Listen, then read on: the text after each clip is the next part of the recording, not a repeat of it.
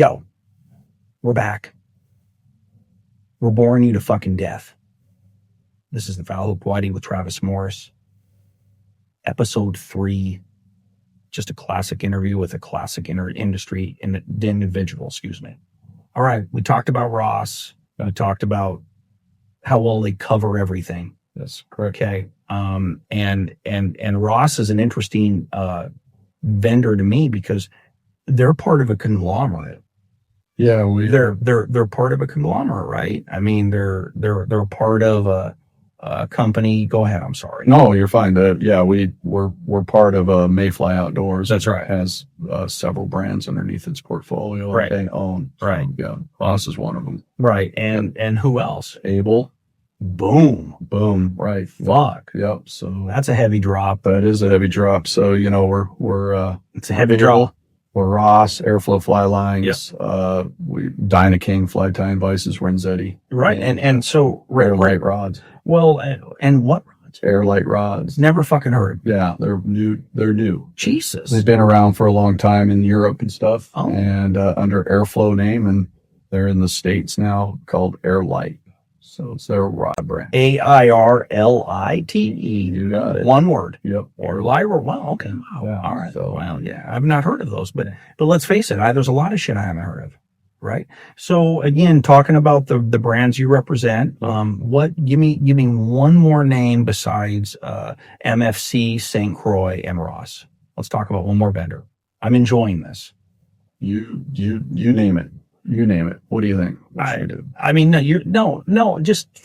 this is your show. I mean, who do you want to talk about? They all matter. Let's talk about Kling. Yeah, let's talk about Kling because it's it's a good Bozeman. It's a Bozeman company, young kid. It's more than that. They're kicking butt. It's more than that. I can tell you that as a retailer. So we're talking about it's Kling products, right? Kling fishing products. So Kling fishing products to me are basically a fly tender, but they've got it's a magnetic plate that will fit on a shirt if it's small enough, all kinds of packs, and then they've got 2 bigger sizes for boat use, right? Right. So let me first just start because I've sold a lot of Kling product. Okay. Let me just first start with number 1. The quality of the fucking magnet is so legit. I mean, listen, magnets matter, and not all magnets are good magnets. No, they're not. They're not. Man-made and earth-made. And just a lot of cheesy fucking product out there for magnet quality. Yeah. Meaning the shit don't cling. Right. That's why it's called Kling. Yeah. Because it does. Yeah, well, they do. This is basically a magnet with a steel plate, and that steel plate is on one side of whatever, and that Kling is on the other, and it's just as simple as that. Excuse me. Yep. And so I'm amazed at how some of the larger Kling fishing products, the larger magnets, you don't want to put your dick in between that magnet and that metal plate. No, you do not, because it'll pinch it. It'll fuck. You'll wish you ran into a zipper. That's right. Seriously. I mean, that's an incredible product. It's an incredible, and I don't use that. I mean, I just with my unorganized style of streamer fishing, right? I put the shit in my pocket and then I have to fucking undig it out of my shirt 2 weeks later, right? But they really do fit the function, and I'm gonna share something with you. So I was down in my Thermopolis shop a few weeks ago, and it was one of those Saturdays where we just got a ton of fucking rain. And when you own a fly shop, when you get rain during the season, it can actually either be really good or non-existent as far as business, because it's weird. Like if folks are around, they're going to come in because they're not fishing, maybe because they didn't want to be in the rain, or if it's cold, they might stay home, just whatever. But rain is not usually where we do our best business. So I got a customer that came in that had a guided trip, processed that, checked him out on that. And he's like, "Oh, fuck, you got Kling." Like in my case. And I sell 4 sizes. They've probably expanded now on what they do. One size, but yeah. Okay. So I carry all 4.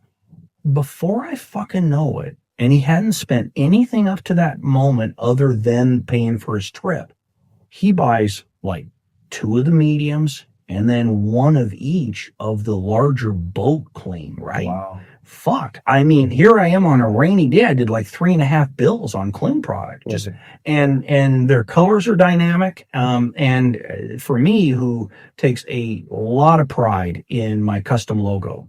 Right.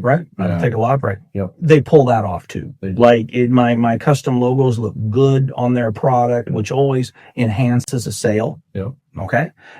So like I said, I was pleased with, getting my hands on cling. And again, what is that new product they've got? It's a rod holder. Yeah. So, Jared, young kid, Postman made, he's been doing those fly patches, the minis and the pluses. Now a double stack is new this year. And then like you said, the Delta and the boat bars.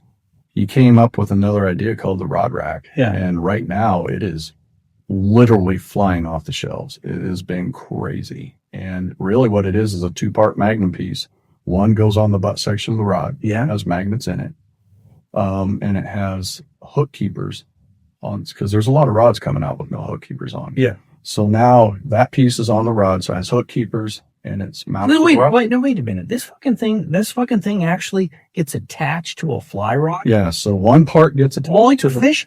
Yeah. So you attach part of it to the fly rod, and then the other part has magnets on it, a threader and an eye cleaner needle in it. So for overglued eyes, and you attach that to your jacket, your vest, your fanny pack or whatever, and you grab your rod and you put it near that piece that's on your person, and clink, magnets grab, you can let go of the rod. Now you can tie new knots. You can, and so the butt of your rod is in your chest area. Yeah, kind of. Okay. And obviously it's upward, and then you're just fucking work on your leader. Yeah. That just sounds too good to be fucking true. Well, it's amazing the people who are coming into shops and going, I need a rod rack. And that doesn't, and you call it a rod rack. And he calls it a rod rack. Okay. Yeah. But I mean, it doesn't dictate the rod's weight.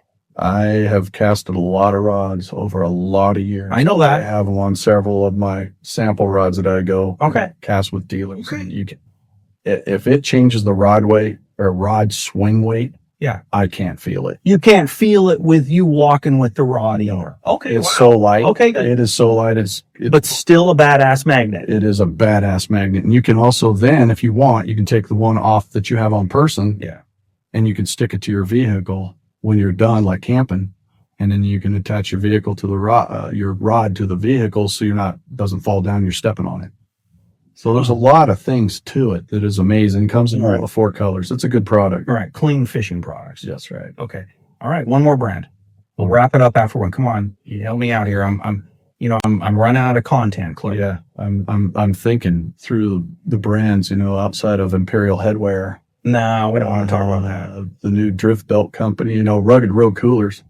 Oh, shit. That's a fun one. That's ballsy. I mean, you showed that to me. This is a new cooler. This is a new and the entire, and what's it called again? Rugged Road. Okay. Rugged Road.